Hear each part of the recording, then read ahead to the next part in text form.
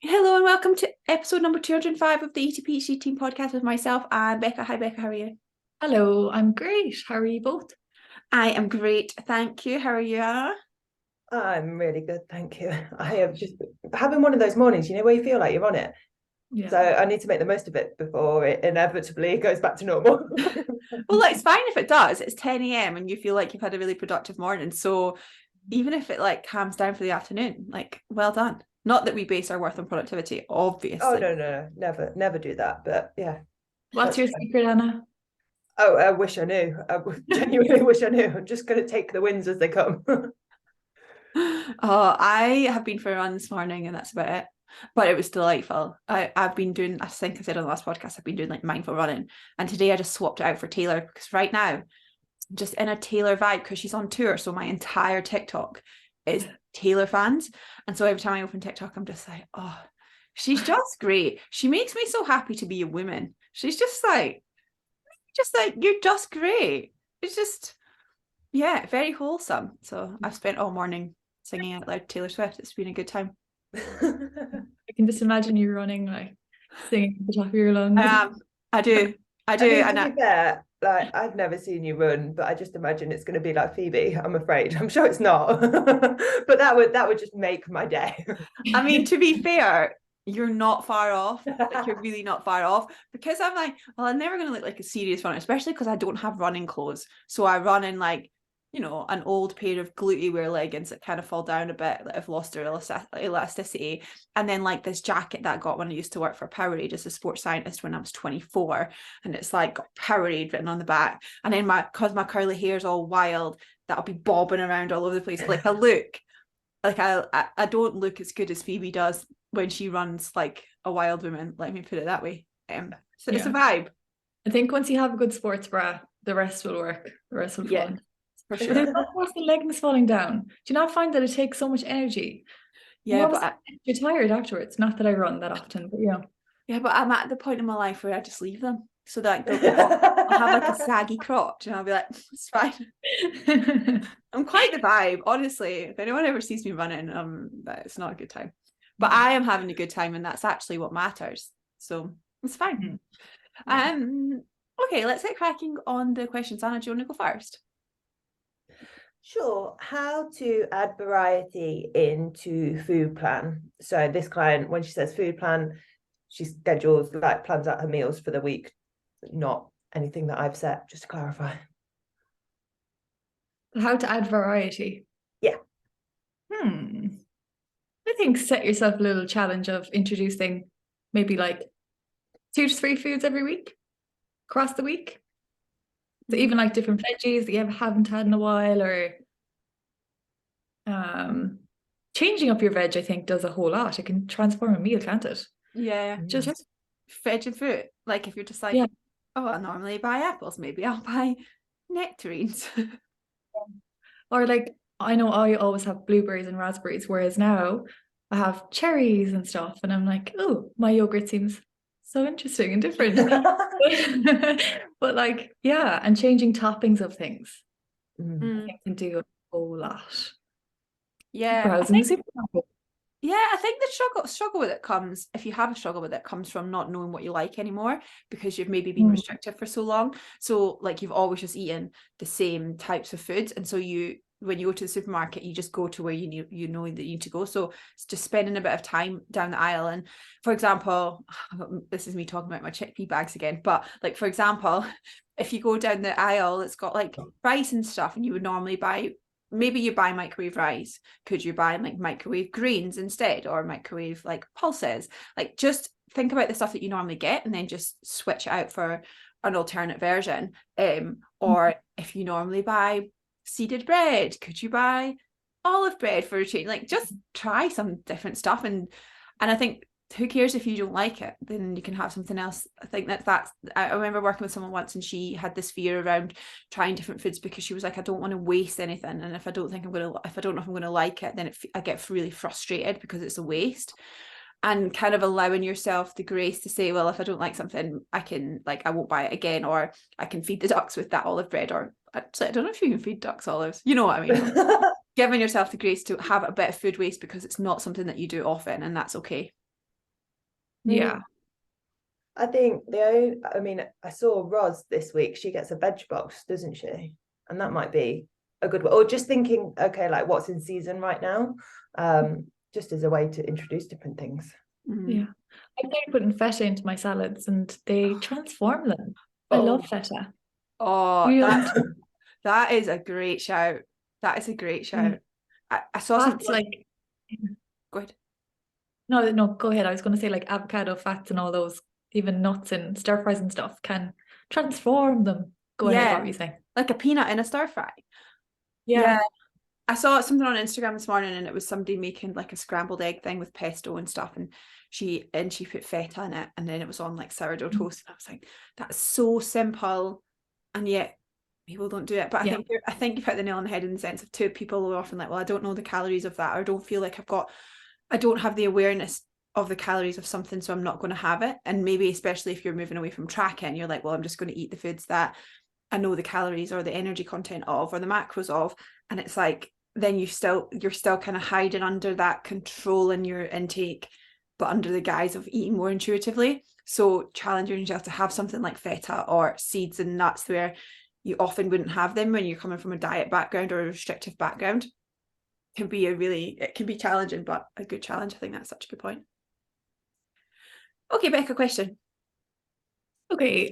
A lack of routine and structure can often trigger my all or nothing mentality around food. How can I learn to sit with the discomfort I feel on days when it's practically impossible to follow nutritional guidelines, in brackets protein with each meal, fruit and veg, every 3 to 4 hours? I really struggle to deal with these messy, unstructured days with food. Oh, embrace the mess, my friend. I think that would be like the meal guidelines, right? That's what I like to think of like as ideal in this is what I can do to support my health, my relationship with food, but some days life's going to get in the way. So rather than kind of thinking, well, it's all gone to pot now, okay, well, this meal isn't going to have my protein in. Okay, so tomorrow that's going to be my focus, is to make sure that I hit that meal guideline, rather than fretting so much and thinking that, like I said, the day's ruined because you've not hit that one target. Like yeah, one day here and there not going to make a difference. I think like being objective about this and think sometimes it's actually helpful to catastrophize, as much as we often say catastrophizing is a unhelpful thought process pattern. Actually, sometimes thinking of the worst case scenario can be helpful. It's like, okay, well, what worst case scenario? I don't eat enough protein for even a week. Worst case scenario, what does that mean? Literally nothing. You will never notice in a month's time that you didn't eat protein for a week. It's not a thing. So sometimes like what does not being structured with these things actually mean to you? Like, what are you making it mean? It's not the lack of structure that is the problem. It's the story that you're telling yourself about the lack of structure. And then this probably ties into, well, then maybe I'll feel anxious, or I'll feel uncertain, or I'll feel out of control around things. And it's like, okay, well, is the issue really the food and finding control in your food, or is the issue actually, or the thing to work on, actually your ability to sit with being uncertain? And again, nobody likes uncertainty. Like it's pretty universal that we all find it really uncomfortable, and we all do things to try and feel more certain in an uncertain world. But that's why like practicing things like meditation and understanding the ideas of things like impermanence and non-attachment, and accepting that everything is uncertain, everything will change. And the sooner we can get to the point of accepting that sort of stuff, the sooner we stop trying to control everything. And that's where this all or nothing mentality can often come from, I think. Okay. There's an episode of Limitless with Chris Hemsworth where he tries a 4-day fast as part of a longevity biohack. It's something I've read about, but a lot of the information around fasting, limiting to 1 meal per day, and general nutrition hacks you hear about are maybe pseudoscience and largely advertised by men, and likely the studies are done on male groups. Interested to hear your perspective as a team focused on women and as a group of people who might be more familiar with the research and whether it's true or false. Have you guys seen it? No. I mean, it's Chris Hemsworth, so obviously I was like, I'll give it a watch. And I just ended up getting really annoyed a lot of the time. Like, I think some of it, obviously it's very biased. These people are there. Like, he does, I don't know how many episodes there are, maybe like 6. Lots of different things about ways to prolong life. Since he had, well, it's not a health scare, he's found out that he's got the gene that makes him more likely to develop dementia earlier on in life. And that's what this series is about, right? He does fasting, he's got Ross Edgley, and they do like Iceland, open water swimming, freezing cold, all sorts of things. And with the guy that's fasting, yeah, it's very biased, I think. Listen, anyone that says anything that's a biohack, I would never trust it. Like, that's generally my rule. That's not to say that there's not some evidence behind some of the things that they say, but biohacking in general is this elitist way of coming at the people who are kind of walking well, who already do most of the things and are generally healthy, and have like extra disposable income to spend on something that might add one day to your life potentially, but probably not. So biohack I would generally avoid at all costs. In terms of intermittent fasting, there's no evidence in human beings that intermittent fasting prolongs life. There's none. There's some initial research in animal models which have not been replicated in humans. Rats are not humans. We can get some information from them, but the research around that is not there. What I tend to do is think about these things on a behavioral level, right? Of like, okay, so if there's some evidence in maybe rats, there might be something there, I'm not really sure. Okay, well, what would it look like as a whole person? Okay, right, Anna, you're going to eat 1 meal a day for the next year. Like, how is that going to impact your life? Oh, well, you won't be able to eat with your partner anymore. Unless you starve all day, obviously, and then wait for them to come home and then you eat that 1 meal together.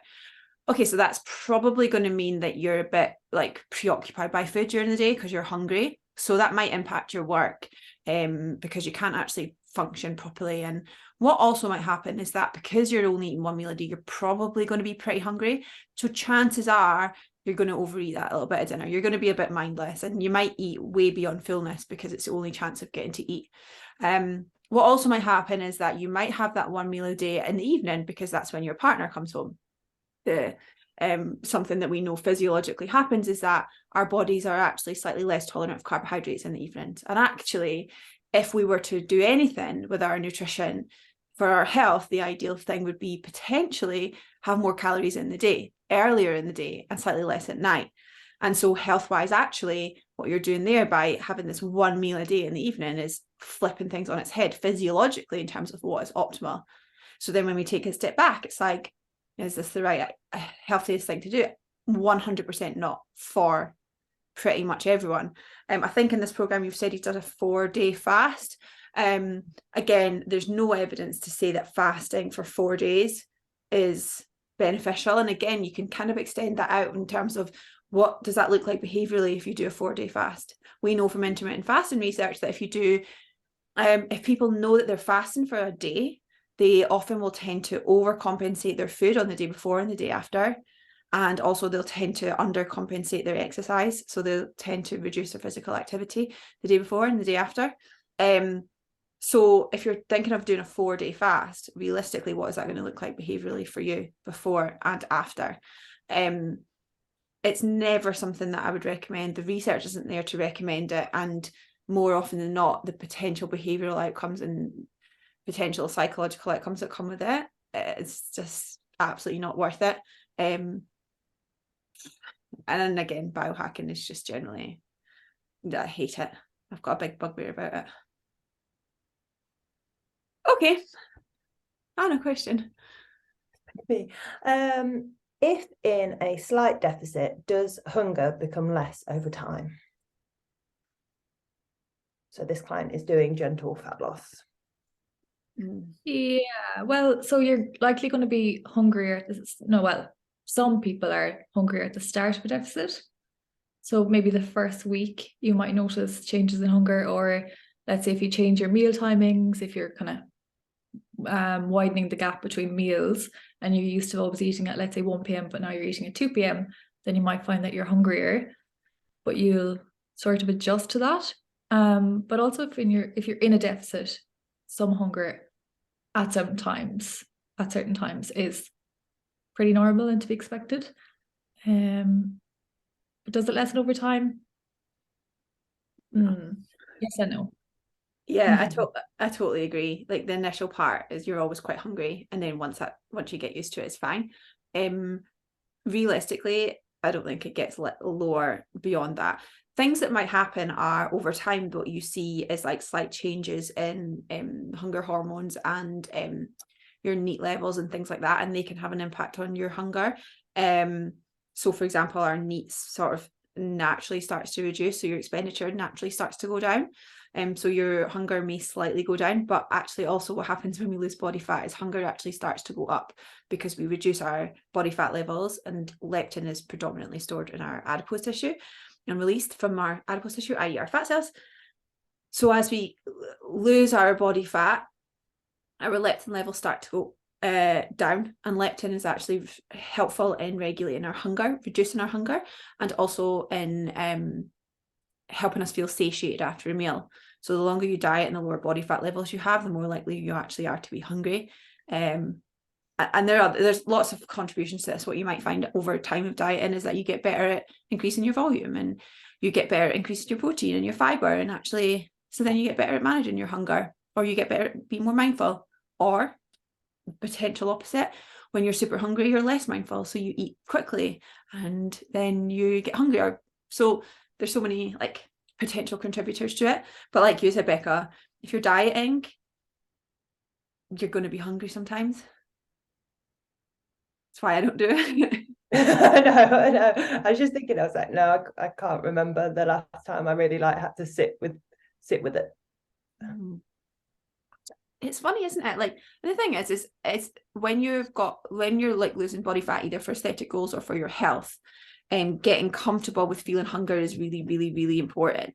And there's an inherent privilege that comes with, you know, the fact that we do have healthy body fat levels, so we don't have to sit with that hunger. But there is a power and being able to notice hunger and sit without responding to it straight away.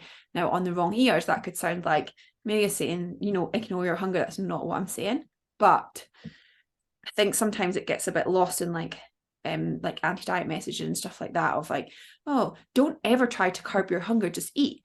And it's like, well, maybe, but if you've only eaten highly ultra processed foods all day, you're probably going to be hungry. But does that mean you should always honor that hunger as soon as it comes up? Probably not for a lot of people.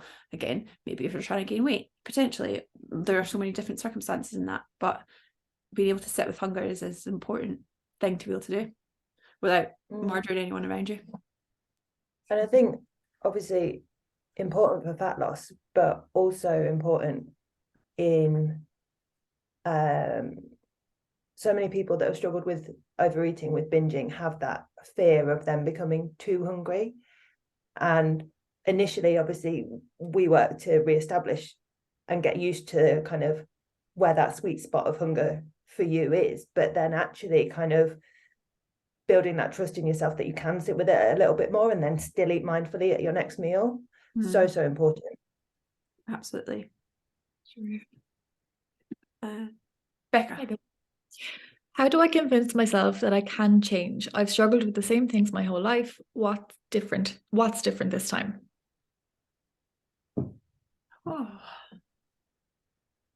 This is making me smile because it's making me think of a client that I used to work with who I miss a lot, and we used to have these conversations at the beginning of us working together, and she left and is doing great things. I think it's less about convincing yourself and more about showing yourself. It kind of ties into this belief conversation that I've been having recently on my emails and things like that, of one is it's very difficult to achieve your goals if you don't believe that you deserve them, but it's also very difficult to achieve them if you don't believe that you can achieve them. So rather than thinking, let's say maybe you've got a fat loss goal, right? Because fat loss is sometimes the easiest way to describe something. But you don't believe that you can lose 20 kilos that's going to benefit your health. Okay, well, do you believe that you can, for a week, go to the gym 3 times and do 8,000 steps every day and eat protein 3 times a day? Do you believe that you can do that? Okay, well then that's where we're focusing. That's the processes is what we're focusing on. And then after a week, you can say, look, I don't need to convince myself I can change. I've just shown that I can do that. And then you'll do it for a month and you can say, I've just shown that I can do that. And then you'll do it for another month. And in that month, you'll have a really hard time because life happens and you have a week where you overeat. And then the week after you go, okay, I'm going to get back to focusing on my healthful habits, and you're going to get through that. And then you'll give yourself evidence that, oh, look, this time when I struggled, I did find myself overeating, but what I did was focus on what was going to make me feel best instead of over restricting and being horrible to myself. And as a result of that, I'm still moving towards my goals and I'm still improving my relationship with food. So I think it's less about, I think sometimes we can lie to ourselves and try and lie to ourselves to try and make ourselves believe something. Again, I use my wrinkles always as a prime example of this, right? I'm never going to be like, oh my God, I love my wrinkles so much. Every time I smile, I just think, oh, it's never going to happen. And if I say stuff like that to myself, it's going to create a disconnect in myself because I'm going to feel inauthentic. And it's the same with this.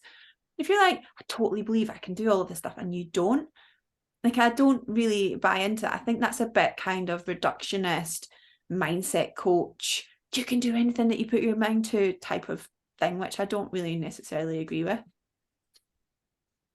Yeah. Sort of like a little experiment you can go on to find the evidence, to support the opposing core belief that you have. So your core belief at the moment is probably something like, I'll never change, I can't stick to anything, I'm just this person. So you need to go off and find the evidence that you actually aren't just that person, that you absolutely can. I don't want to sound like a mindset coach here, but you absolutely can. And if nothing changes, nothing changes. That's the whole thing. Yeah. Totally enjoy agree. The little experiment. Right, is it my turn? No, I think it's fine. I think that was just your go. You just chill your beans. Yeah. What do you do when you have chronic poor sleep? I'm not sure anyone in this conversation can relate to that. And are losing strength and muscle because you can no longer train or recover as well. I mean, that just hurt. Did you write this question or?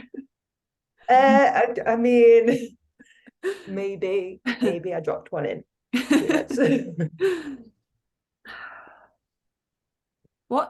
What would you say, let's talk through strategies we'd use with clients, and then if you're happy to do it, what would you say that you found maybe helpful in terms of when you've struggled with sleep?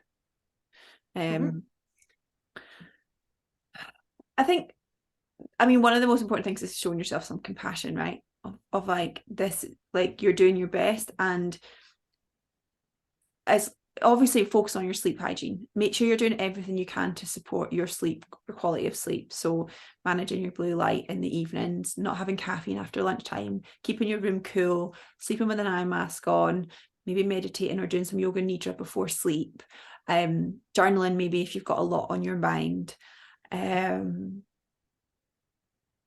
to bed so that you're not super hungry but that you're not overfull. These types of things. There will be more that you guys might be able to add into. Make sure you're doing all those things to manage your sleep. But then showing yourself compassion of you're doing your best with this, and stressing yourself out over it is only going to impact your sleep more and going to impact your strength and your health more. So that's super important. And I know that this is probably transient. It's not going to hopefully be chronically poor sleep, even if you're maybe a parent, you know, you've got 5 years of this, but then I don't know what time they start to sleep and you have to get 8 hours a night. I don't know if that ever happens, but hopefully that's not forever. So reminding yourself that it is a transient thing and it will pass.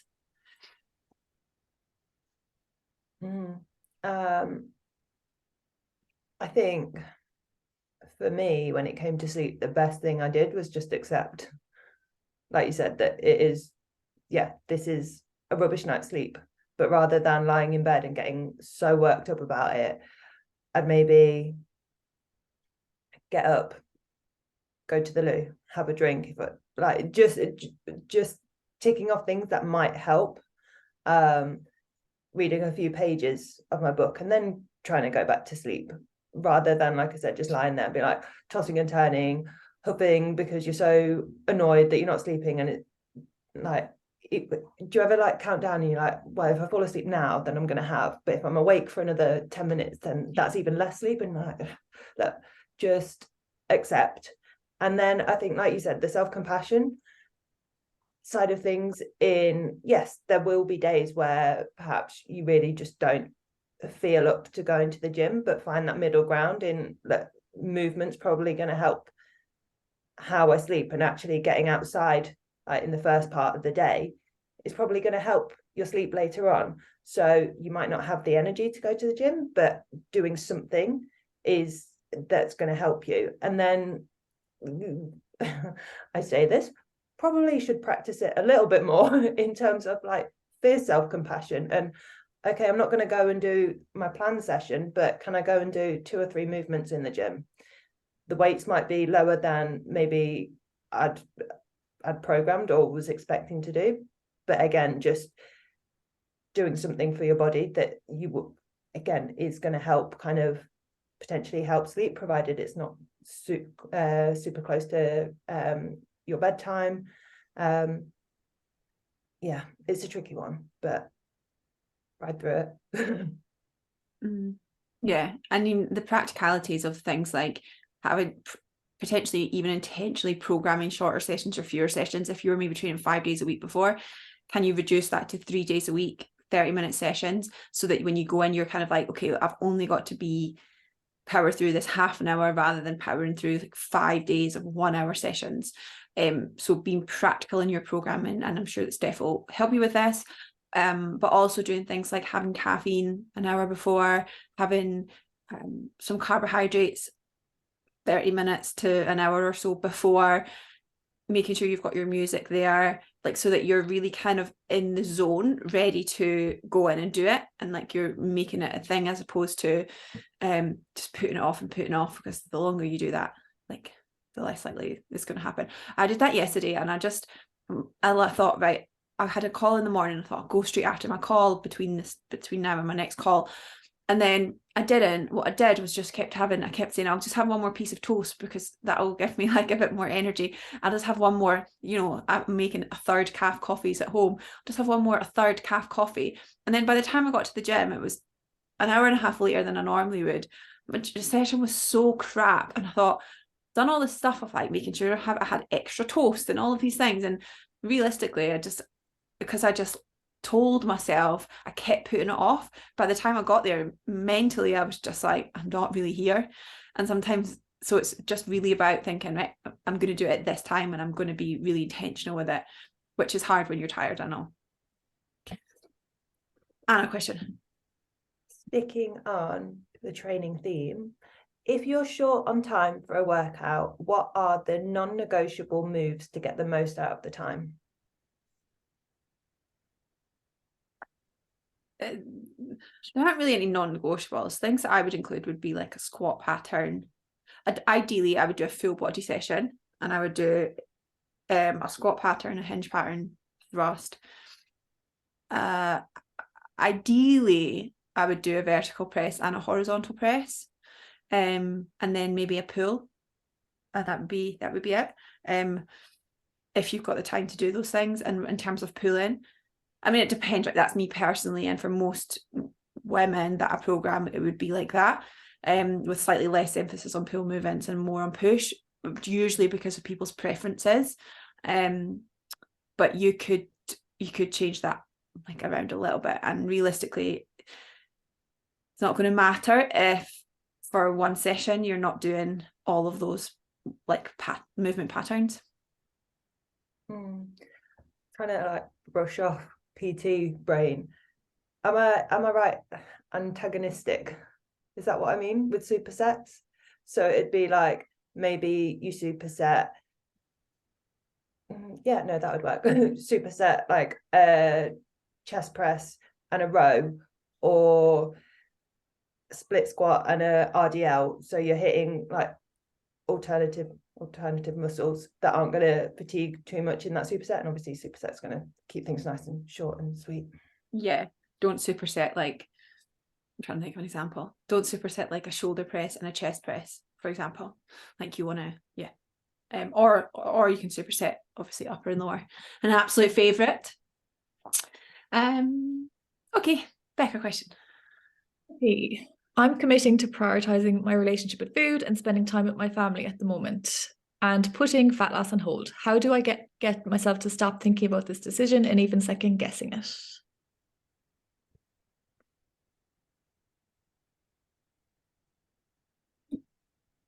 First of all, manage your expectations. If you've been thinking about being in a smaller body for 20 years, taking a step back from that for a little while is going to feel very awkward, and you're going to think, what do I fill my head with if I'm not thinking about these things? And this is kind of a really, really nice example of what happens when you've been preoccupied by food or your body for so long.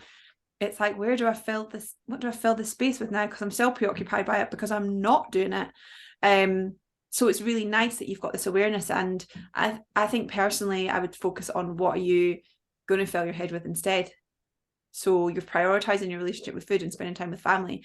So what does that look like? Because spending time with family will support your relationship with food. So maybe instead of thinking about dieting, you spend that time thinking about, okay, well, what one nice thing can I do for my brother today?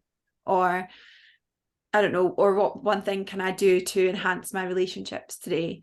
And actively, when you find yourself having those thoughts, what can you replace that with, and what can you focus on? Maybe you'll plan something that you can do with your family, or maybe you can start a new hobby or do something, but it's about filling that space, because being preoccupied by food in your body has filled that space for so long. It's easier to go back to thinking about that than it is to be thinking about something else. Okay. I have found myself since regaining my cycle, battling with the idea that now is my opportunity to jump straight back into some form of diet to change the way I look, as this is what I struggle with most. But I also know that what I really need to do is allow myself to stay here and let the body do its thing. I would love to know how you would advise someone in that mental headspace to maintain focus and attention, to letting things sit and heal. I suppose not getting too ahead of yourself now. This big thing you have been waiting for is now achieved. Should we let the period wizard go first on this one? I haven't been called that for a while. Thanks for I think, yeah, like that line you've written about, allow myself to stay here and let the body do its thing, kind of like sums it up really well. It's like you have to stay where you are and let the body do its thing before you make any changes, or else you go back to where you were realistically. Well, at least if you go back too soon, that is. And the thing is, in order to get to know your cycle again, you need to give it time to see the patterns. So at least like 6 months of tracking it to know how long your cycles are or how short they are, or if there's any changes happening to it. So for example, let's say if your luteal phase is getting shorter, that would sometimes be an indication that, there is some interruptions happening within your cycle. So you just need to familiarize yourself with these things, and you didn't do all this hard work to just go back to where you were. That was never the intention. But it's hard, let's be honest. And a lot of the time people enter HA recovery with the mindset of, I just, what I do, gotta do what I gotta do to get my period back, and then at least I can just carry on my life as normal. But we need to keep reminding ourselves that we're not going back to what got you in the situation in the first place. Yeah. I mean, how are Which you is going to hard. feel? How are you going to feel in a year's time if you've gone straight back into diet and you lose your period again? And in a year's time, you're back to where you were before you started doing this work with Bekka. And I think always looking at your future self, or even in 6 months' time, if you lose your period again, like, how are you going to feel? And keep coming back to that and reminding yourself of why you're doing this. And I think also really thinking about now, like, how can I learn to appreciate the body that I'm in? She's functioning well now. She's got her period. Like, that's amazing. How can I continue to treat her in a way that is respectful? And that might be not dieting. That might be, okay, well, right now I've got bigger boobs, so I'm going to buy myself some clothes and a push-up bra, and I'm going to really enjoy that part of things. Or you've got a bigger butt, so you're going to enjoy that type of things. Like, because sometimes I think saying never focus on the aesthetic is not necessarily helpful. And it's okay to like find out, or maybe your skin right now is thriving because your hormones are regulated, and so your hair is thicker, or your hair is is stronger, or your skin is more glowing, or your personality is better, your sex drive is better. All these things that have come along with you getting your period back, or will continue to come along if they haven't quite caught up yet. Can you focus on and be intentional with all of those things? Why don't you make a list of all the things that either have come back or have changed with regaining your period, whatever those things are, or things that you're hoping that still will come back, and then maybe another list of like, okay, well, how am I going to celebrate these things? Is it buying like a different item of clothing, or is it dating more, or is it buying a new vibrator, or whatever it may be? Like, think about how you're going to celebrate those things. Yeah. I think like just I was going to say bask. Maybe that's not what I mean, but you have just done something absolutely incredible, and it won't have been an easy journey. So rather than kind of, I mean, this isn't just HA related. This is everybody, I think, is guilty of this, with always thinking of the next thing. Like, just enjoy where you're at right now, because like I said, you've just done something absolutely incredible, and your body's going, yeah, do you know what? I'm feeling it. I'm great right now. Like, own it. Yeah, I think with HA recovery as well, I think this highlights how important it is to like work on the purpose, the behaviors we're serving you. Otherwise, you're going to want to go back. So the reason you have a pull to go back to, let's say, restricting or maybe getting leaner again is because it was serving some purpose for you when you were doing that. So that's why the mindset side of it and going a bit deeper with it, and trying to recognize what that is. Is it self-worth? Is it, part of your identity? Is it to feel enough because you don't feel enough in other areas? Or is it to control something when something else feels out of control? So getting quote unquote curious about it all is required throughout HA recovery, and that's what we're doing. So we're on the right track. Excellent. Anna, question. What do you do when you wake up already feeling a bit off? I'd love to be able to bounce back quickly. Oh, you relate, Bekka? No.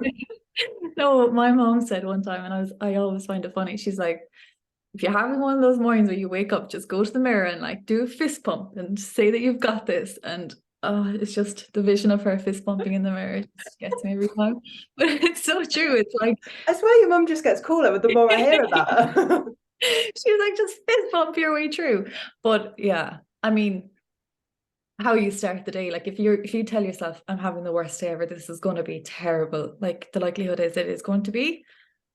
So those affirmations that like sound ridiculous sometimes, but they can be so powerful in the morning. Just even something neutral, rather than saying I'm wonderful, I'm beautiful, I'm going to like nail the day. Just something neutral, like this is hard, but I can get through this because I've done this before, and it's not going to be as bad as I think it's going to be. Like neutralizing it, realistic, is what I tend to do. I agree. I think gratitude can be really helpful in those moments of just, it can be hard, but finding, like, for example, if you're waking up and you're like, say I woke up and I thought, oh, I've got to travel to London today, all the way to London today, and I'm so tired to do this podcast. I don't really want to do, and that, even in saying it out loud, makes me uncomfortable. But if I had, say, woken up like that and be like, well, I'm so grateful that my job is like getting to impact the people that listen to this podcast without me ever meeting them, and I'm grateful that I can get a coffee on the train and all of these things. Gratitude is just incredibly powerful. So I would always focus on that. And something I've brought back recently is in the mornings and at nights doing my gratitude when I'm in my bed. I find that really nice, and I started bringing back, I think I said this on the podcast, that I'd stopped doing my thank you for being alive, but I've started bringing that back. So when I wake up in the morning, I say thanks for being alive, because you just never know. And I think that's great. I like to put on like Taylor Swift or Little Mix or something when I'm making my coffee, and I put it really loud and I sing at the top of my lungs, and that's a treat for the neighbours. But I find that quite good. I'll always try and meditate or something, but it's really about like what is good for you in that moment. Like what will help you kind of gather yourself. Maybe you need a bit of release, and that might be what Taylor Swift does for you. Or maybe you just need to kind of remind yourself and get some perspective, and that might be what gratitude or maybe a bit of journaling would do for you. Or maybe it's like you text your best friend and tell them how much you appreciate them, and you do something kind. Maybe that's going to be something for you. So it's just, or maybe it's a fist pump in the mirror. Whatever it is, it's just about finding your thing of like, okay, I know that's going to set me off. And you're so right, Bekka, in the sense of like, if you tell yourself, I'm having a bad day, you're going to have a bad day. It's the same as if you say, oh my God, I'm so busy. Then you're going to spend your whole day running around like a blue arse fly trying to catch up with yourself. And realistically, it's like, you're going to get it done. You always get it done. And if you don't, what's the worst that's going to happen just because you don't get it done? And then, of course, I know there are some exceptions in that, and that there's some bad things really could happen. But realistically, just manage your self-talk around that. Yeah, I think what can add to it as well sometimes is if you're not in good form and you're like, why am I in good form? Why am I in good form? I should be happy. I should just be like, I love my job. I should just get on with it and be happy. But that can really exacerbate things. So sometimes acceptance of, okay, I'm not in good form, I don't feel great, can actually be the game changer in it. So yeah, love yeah, that. that's the route that I was going down, or thinking, Bekka, is that like it's okay to have those days where you don't feel greatest. And for me, that's like a sign, okay, well, what can I do this day to really look after myself? Not necessarily like not forcing, and obviously neither of you have said anything that's like forcing positivity, but not forcing it, just allowing it, but really like honing in on the self-care and the nurturing side of things, just to give my body what she needs. Totally agree. Like, this will pass. And sometimes the frustration comes from this idea that you're supposed to be like, happiness looks like having a good day all the time. It's the same as the body image thing, that a good body image looks like loving the way your body looks. Like, that's just not the case. And it might not even just be a day, it might be a month where you're like, I'm just feeling blah, I just don't feel great. And as soon as you just go, okay, well, I'm not going to try and fix it, I'm going to reflect on it and see if there's anything that I can change that is kind of asking to be changed, and I'm going to sit with it until that becomes obvious. And whilst that happens, I'll get earlier nights, I'll treat myself to some nice food, I'll do these things until this passes. Bekka. Has anyone in the coaching group had a chronic injury? And has that changed your perspective on diet and exercise to health instead of aesthetics? Or do you have a mix of aesthetics and health when you train? I have a knee injury and want to lose weight to reduce the joint load.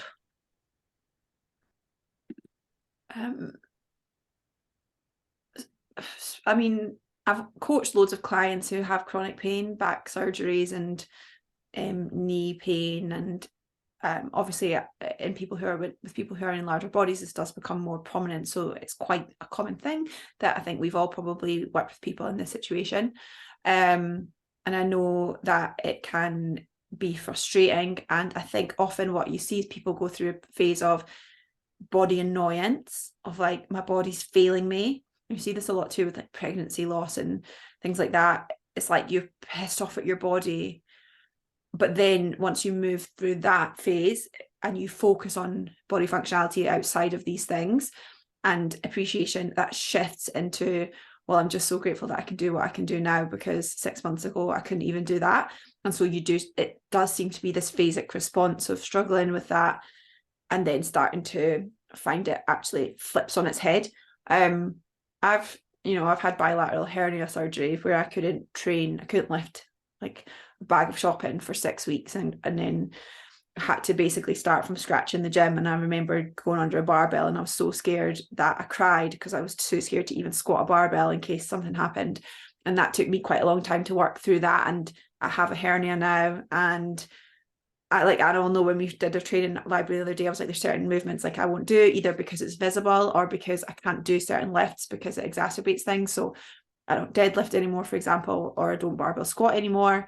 I never talk about it because I just think everyone's got something most of the time, especially as we get older, but also the longer you've been training or the longer you've been out of training, like both, right? The longer you've been training, the more likely you are to have issues with like maybe joints and stuff. Although on the whole, it keeps your body healthier. And if you haven't really exercised, the more likely you are to have the same. So I think it's kind of one thing that's really important is trying to recognize that a large proportion of us have something going on that means that we're not able to train necessarily the way that we would like or the way that we used to. And it's just like, it is what it is, and coming to acceptance of like, of it is what it is, can be quite a powerful thing. It's like, okay, well, what can I do? Because focusing on what you can't do, it doesn't get you anywhere. I'm not going to, I used to love sumo deadlifts, but I don't go into the gym every day thinking, oh, I really want to do a sumo deadlift. Look at that girl. Like, what's the point? It's just, okay, well, what else can I do that's relatively fun? And just focusing on that, I think, is helpful. Okay. This is Georgia's question. I know emotional eating, when you have emotions that make you feel negative, is not always ideal, but is the true same for positive emotions and eating? For example, a celebratory meal, treat for finishing a project that was hard but rewarding. I assume it depends on your mindset and what exactly it is, but I find I can spot negative emotions and know if I emotionally eat as a result. I don't always stop myself from doing so, but find it harder to see when it's positive emotions.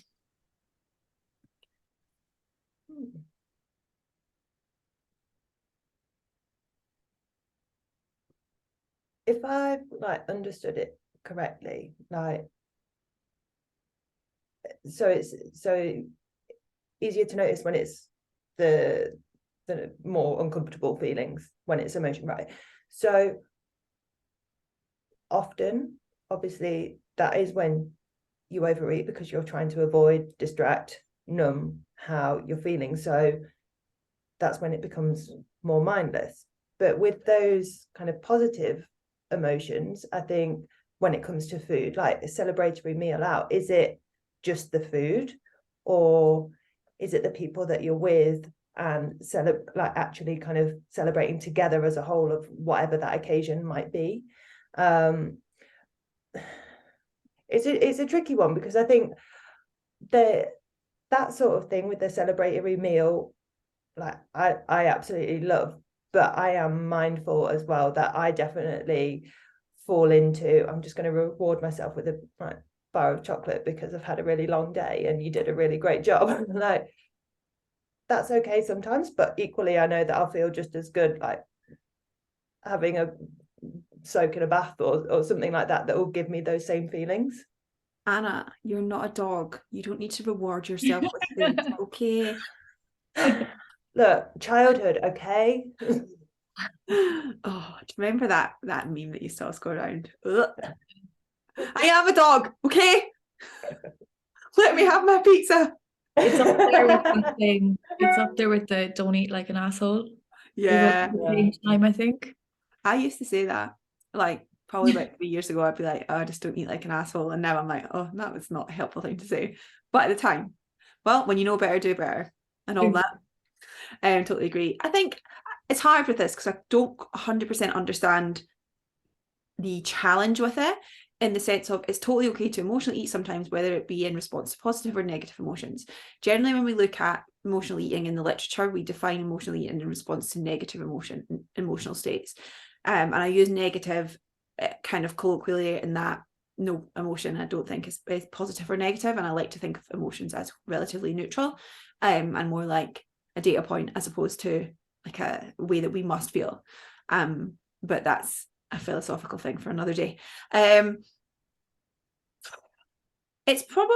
you're probably harder to find yourself in the moment in terms of quote unquote positively emotionally eating, because you don't equate it to a bad thing, and sometimes we hyperfixate on all the things we do wrong. And so if you don't think emotionally eating in response to a positive thing is wrong or bad, you're probably not really thinking about it as much. That's probably why you find it a little bit more challenging. But my question, I suppose, would be, I think it's great that you're getting curious about all of these things and you're trying to decipher what's helpful for you and what's not. But my question would be, like, is this a negative thing for you in the sense of, is it having a negative health outcome? Is it leading to guilt or shame? Is it